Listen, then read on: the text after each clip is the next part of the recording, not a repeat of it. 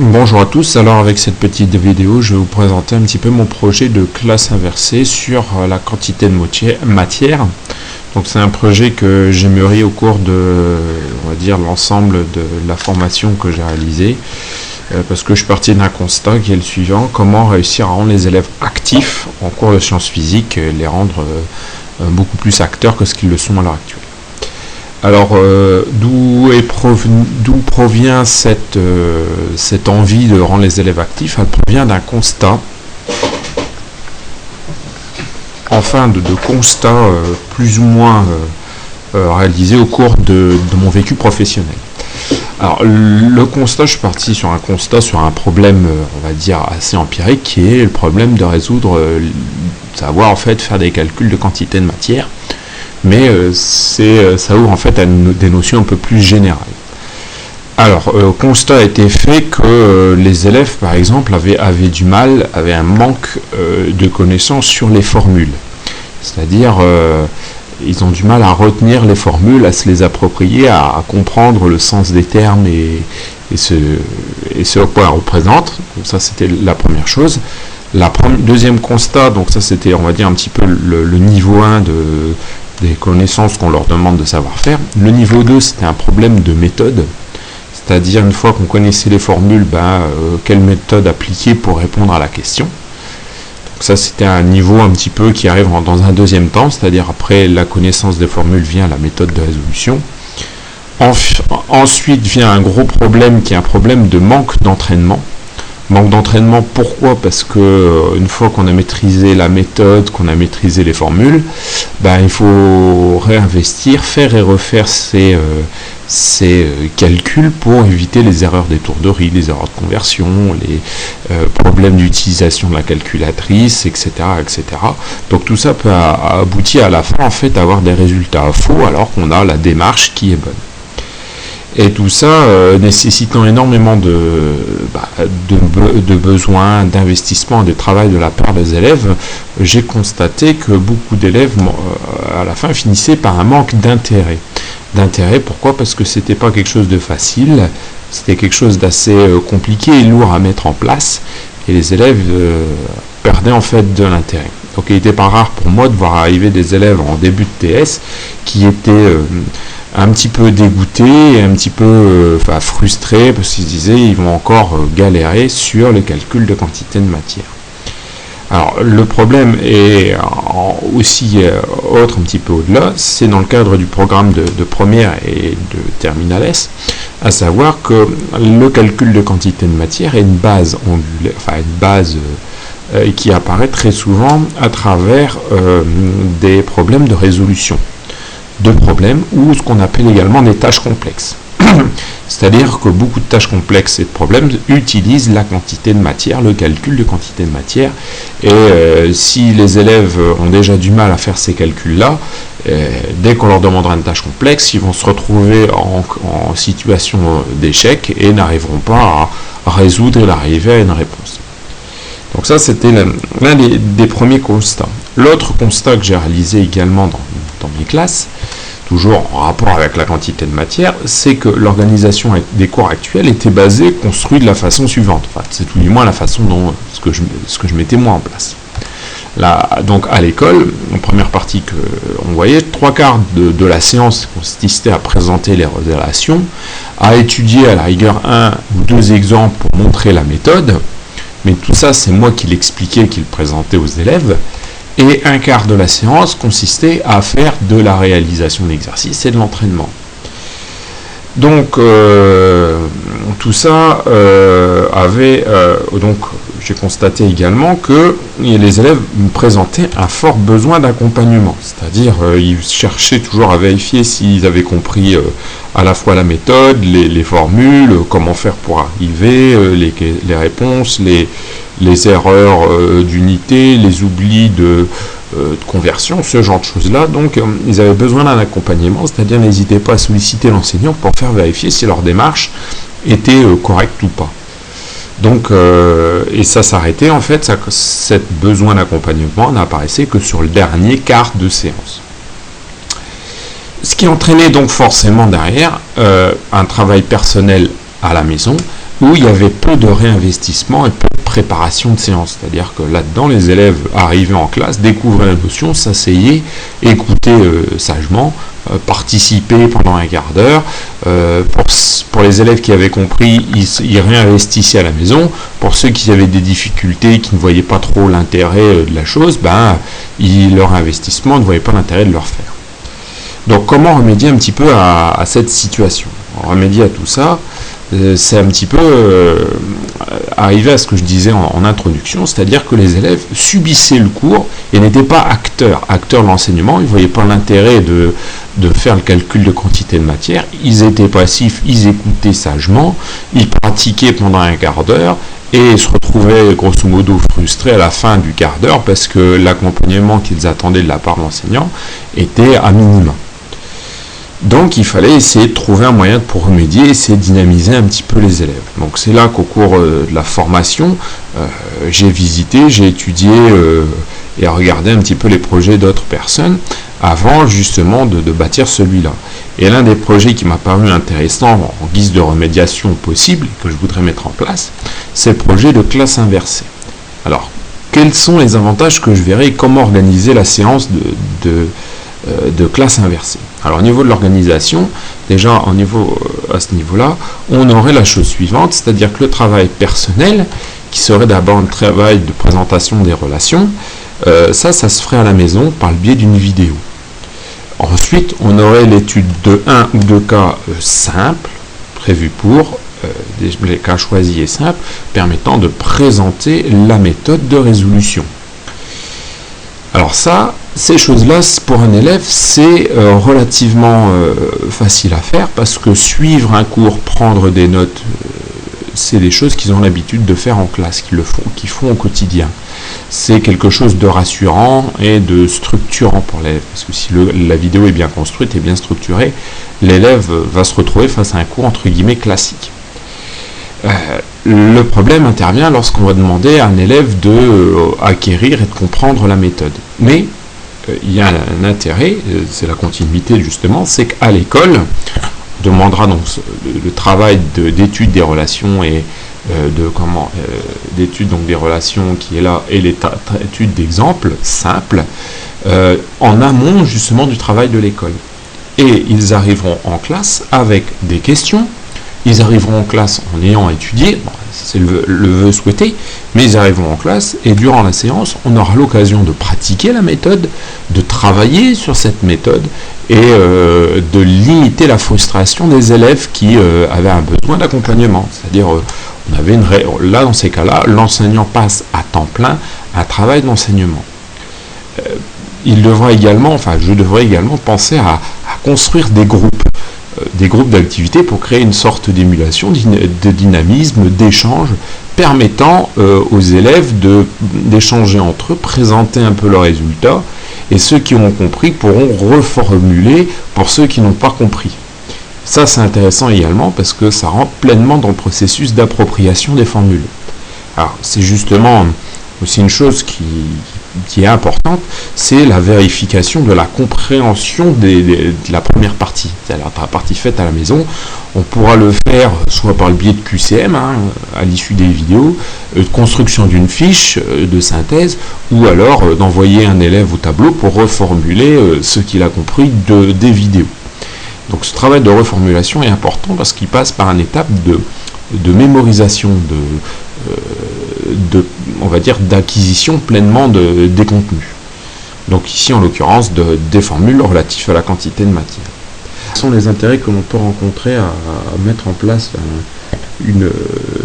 un projet de classe inversée? Alors moi j'en vois plusieurs. Le premier intérêt, c'est avoir un suivi individualisé des élèves en difficulté. C'est-à-dire que les élèves en difficulté, on pourra ainsi leur consacrer plus de temps, étant donné que on a du temps dégagé sur les élèves qui eux ont déjà compris les méthodes et qui sont un peu plus autonomes et qui pourront travailler en autonomie par eux-mêmes. Donc ça, c'est déjà un des premiers avantages. Le deuxième avantage également de ce genre de dispositif, c'est que les vidéos sont les cours sont des vidéos. Et donc ils sont possibles de voir et de revoir c'est court à l'infini. L'autre chose également, c'est que les élèves vont pouvoir ainsi arrêter la vidéo, comme on pourrait essayer de mettre un cours classique sur pause, chose qui n'est pas possible. C'est-à-dire que lorsque l'enseignant présente son cours, en aucun cas, c'est assez difficile pour l'élève d'arrêter le cours, de demander à l'enseignant de reprendre ou de réexpliquer. Là, il pourra mettre sur pause, revoir la vidéo, revenir en arrière, reprendre peut-être une notion qu'il n'a pas remarquée. Et donc ça, c'est une certaine souplesse que propose le dispositif par enseignement par vidéo préliminaire. L'autre détail qu'on peut voir aussi, c'est que ça va permettre de préparer les travaux aux tâches complexes, aux tâches de résolution de problèmes. J'ai lu justement sur un site que la pratique de la classe inversée était extrêmement bien vécue, était quelque chose de très positif dans le cadre de réalisation de projets ou de tâches complexes. Donc ça permet aussi justement aux élèves de leur montrer, leur expliquer que le travail qu'on va faire sur la quantité de matière sera un travail préliminaire dont l'intérêt est d'atteindre la finalité de résoudre des tâches complexes, des tâches qu'on leur demandera en classe de terminale. Donc ça, en général, les élèves sont un peu plus consciencieux et montrent l'intérêt un peu plus à ce genre de travaux. L'autre détail qui va en corrélation avec le suivi des élèves en difficulté, comme j'avais précisé, c'est le développement de l'autonomie pour les élèves. Donc ça, c'est un des gros avantages et c'est d'ailleurs un des souhaits du programme de cycle de terminale et de première. L'autre détail, l'intérêt aussi, c'est la reformulation des connaissances, parce que les élèves qui ont compris une notion sont dans l'obligation, entre guillemets, de le reformuler à ceux qui ne le comprennent pas. Ça créera ainsi de l'échange et de la reformulation. Donc c'est toujours bon pour l'élève et ça lui permet aussi de, quelque part, vérifier que les choses sont comprises et qu'elles sont bien acquises définitivement. Également, ce genre de méthode permet les échanges au sein d'un groupe ou des groupes. Donc c'est ça qui est intéressant, c'est que ça permet de créer des échanges et créer une dimension sociale, contrairement à un cours magistral classique qui nécessite peu d'interaction ou d'échange entre les élèves. Donc ça, ce sont les principaux intérêts. Les problèmes éventuels qu'on va pouvoir rencontrer. Alors le premier problème, pour ma part, je pense, ça va être d'accompagner les élèves dans le dispositif, les élèves, les parents, l'administration, surtout au début, montrer l'intérêt du dispositif, et bien faire comprendre aux parents que la partie préparation, comme aux élèves, est un travail inhérent à la réussite scolaire. Donc ça, c'est quand même, à mon avis, un travail, parce que pour beaucoup d'élèves, la vidéo reste aussi quelque chose de préparatif, de ludique, pardon, et leur dire, vous devez regarder une vidéo avec un stylo et un papier, il faudra quand même bien leur expliquer ces choses-là. Il y a aussi une nécessité d'accompagner, d'expliquer aux élèves le principe de la démarche, l'accompagnement. Le calcul de quantité de matière ne se limite pas à faire que du calcul de quantité de matière, mais rentre dans une représentation, une démarche beaucoup plus complexe et générale. Donc ça, je pense que c'est aussi une chose qui est importante à leur préciser, à leur montrer. Il y a aussi un autre problème qui pourra apparaître, ça va être de trouver des résolutions de problèmes motivantes. Alors là, j'ai déjà commencé à réfléchir un petit peu à ce problème-là. Ça peut être des activités de tâches complexes qu'on pourrait demander aux élèves. Bon, ça ne sera pas fait tout de suite, mais ça viendra par la suite pour essayer de montrer un petit peu l'objectif final à atteindre. Alors précisons que ce sont des choses qu'on demande aux élèves de terminale. Ça pourrait être également dans le cadre des TP. Je prends l'exemple, très souvent dans les sujets de TP Bac, les élèves arrivent à faire la première partie des TP Bac, c'est-à-dire concevoir un protocole, extraire des informations des documents mis à disposition, mais toute la partie exploitation, les élèves ne savent pas la faire. Donc, et ces parties exploitation utilisent très souvent la notion de quantité de matière. Donc, travailler la quantité de matière leur servira au moment de l'exploitation des TP, et on pourra très bien dire aux élèves, on verra cela à travers des études de TP durant l'année. La troisième chose, c'est ce qu'on appelle aussi la pédagogie de maîtrise, qui pourrait être valorisée par une note. C'est-à-dire que ça marche, à mon avis, ce type de pédagogie de maîtrise marcherait bien avec les garçons. Le principe est le suivant, tout simplement, c'est de dire aux élèves que, tout comme dans un jeu vidéo, ils vont commencer avec un niveau novice, et qu'au fur et à mesure des séances, ils vont gravir des niveaux pour arriver à un niveau expert. L'objectif étant d'arriver au niveau expert et que s'ils jouent le jeu, ils se verront gratifiés d'une note. C'est un petit peu le principe qu'on pourrait donner à des élèves lorsqu'on fait un jeu vidéo. Progressivement, on passe d'un niveau débutant à un niveau très confirmé, voire expert. Donc ça va être une des façons aussi de motiver les élèves dans ce type de travail. Le travail sous forme de TP ou d'activité, à mon avis, sera beaucoup mieux perçu, beaucoup plus motivant pour des filles qui, elles, ont en général besoin de voir un petit peu la finalité de ce qu'ils sont en train de réaliser, surtout l'intérêt de voir le calcul, la réussite au calcul de quantité de matière. Enfin, l'un des autres difficultés, problèmes que je peux rencontrer, ça va être la préparation d'activités en nombre suffisant, varié suivant les niveaux. C'est-à-dire créer des activités simples de difficulté moyenne et de difficulté complexe, avec plusieurs niveaux dans les niveaux simples, moyens et complexes, afin de créer une sorte de graduation des activités qui pourra rentrer pleinement dans le cadre de la pédagogie de maîtrise. Il y a encore aussi les moyens d'évaluation des élèves qui restera problématique parce que, étant donné qu'on est dans un travail où les élèves vont être amenés à travailler en groupe, comment réussir à évaluer individuellement le niveau de chaque élève, enfin le niveau où lui attribuer une note et savoir comment il s'en sort. Ça, je pense, à mon avis, ça sera un problème qui, pour ma part, sera difficile à évaluer et à jauger. Il reste encore un dernier point, problème éventuel, ça va être la réalisation d'un bilan concret. C'est-à-dire comment savoir si le principe de la classe inversée a été bénéfique pour les élèves. Ceci sera plus considéré comme une sorte de retour d'expérience sur l'expérience mise en classe. Savoir si l'énergie dépensée pour mettre en place la classe inversée est suffisamment intéressant, important pour pouvoir continuer les années d'après, pour continuer le travail les années suivantes. Je finirai en fait cette présentation qui est un peu longue sur les raisons de ce choix. Pourquoi avoir mis en place une classe inversée. C'est vrai que j'aurais dû peut-être commencer par ça, mais je voulais terminer par ça parce que je pense que c'est une sorte de conclusion et de bilan un petit peu de ce que j'ai mis en place ou essayer de présenter à travers ce diaporama. La première chose, c'est que mon objectif, c'est d'arriver à une quantité de matière qui est maîtrisée définitivement par les élèves. J'ai tendance à constater que les élèves maîtrisent la quantité de matière au mois de novembre, lorsqu'on a fini de faire l'ensemble des travaux, et arrivé au mois de juin, lorsqu'on leur demande du réinvestissement, ils ont tout oublié, ou maîtrisent que très partiellement les choses.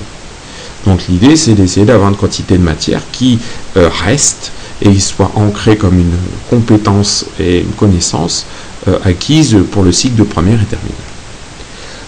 L'autre notion également, l'autre raison pour laquelle je voudrais mettre ça en place, c'est aussi une certaine liberté d'organisation en AP. On a un fonctionnement spécial dans notre établissement et qui me laisse suffisamment de liberté en AP pour pouvoir mettre en place ce type de classe inversée sans pour autant pénaliser mon travail que je fais en classe avec les élèves. Pénaliser ou voir un peu les avantages entre nous. Également, l'autre dispositif que j'ai à ma disposition, c'est que j'ai déjà mis en place un site à intérêt pédagogique.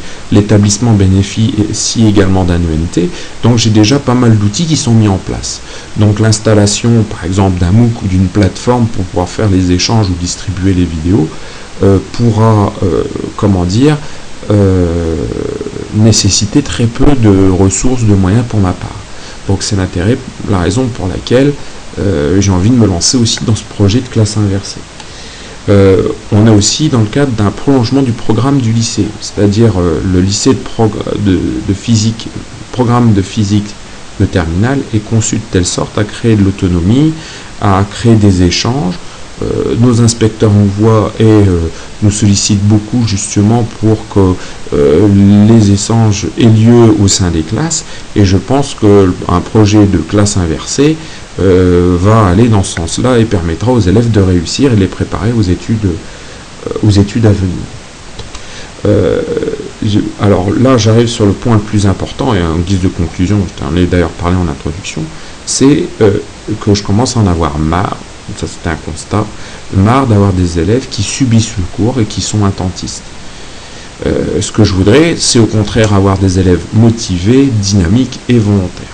Justement, la formation m'a permis de me pencher et de voir un petit peu les idées que les collègues avaient mis en place, les idées de projet à mettre en place, et ce qui me permet en fait, qui m'a permis de regarder la notion de classe inversée et voir que c'était relativement intéressant. C'est d'ailleurs dans l'un des sites web que j'ai vu que je vais finir plus ou moins ma conclusion. Je vais vous présenter ça. Voilà, ça s'appelle classeinversée.com et on reprend un petit peu cette philosophie où dans une classe traditionnelle on a l'élève qui suit gentiment le cours et à la fin de la journée elle se retrouve en se disant mais qu'est-ce que je fais là, pour arriver à quelqu'un qui doit se motiver pour venir à l'école le lendemain, alors que dans une classe inversée, c'est lui qui est acteur, il est actif, il participe avec l'aide des enseignants, ça va de soi, et le lendemain il a hâte de revenir à l'école pour pouvoir progresser. C'est un petit peu ce genre de démarche-là que je voudrais mettre en place. Je pense également que cette démarche peut être intéressante parce que ça peut aider à la préparation, à la formation des élèves dans le cadre des TPE, parce qu'ils partent un petit peu dans tous les sens et ne sont pas capables de travailler en autonomie, ou les enseignants, où on leur montre pas assez les ficelles pour pouvoir avoir un TPE qui soit réellement productif. Donc également cette formation actuelle, ça m'a permis de m'ouvrir un petit peu les yeux sur les raisons aussi de ce choix, parce que c'est en voyant les collègues, en échangeant un petit peu avec les collègues, que j'ai pu voir que la classe inversée pourrait être un projet intéressant à mettre en place. Et enfin, je finirai aussi par un petit besoin d'évoluer personnellement, parce que ça fait quelques années que je suis au lycée et j'ai l'impression de faire toujours la même chose, et je pense qu'une classe inversée serait une sorte de nouveau challenge me permettant de remettre un petit peu en cause ma façon d'enseigner, ma pédagogie, et ainsi de l'améliorer pour que les élèves puissent en profiter. Voilà. Je vous remercie de votre écoute attentive et j'espère pas vous être trop.